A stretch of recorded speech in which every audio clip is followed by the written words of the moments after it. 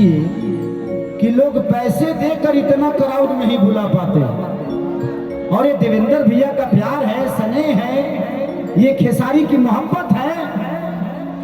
ये अभी तक मुझे नहीं लगता कि दिल्ली चुनाव में इतने संख्या में लोग किसी के पास गए भी होंगे। ये जीत है, ये आज विजय है, इसलिए आप सब देवेंद्र भैया को प्यार और आशीर्वाद देने के लिए आए।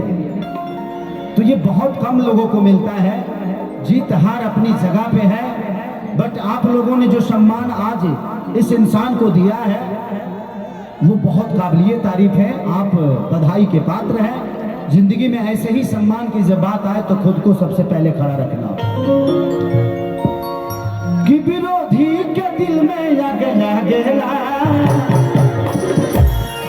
तो माइके लागो गावे, माइके लागो गावे, माइके लागो गावे, नी मैया पछोली में बता झुरु झुरु।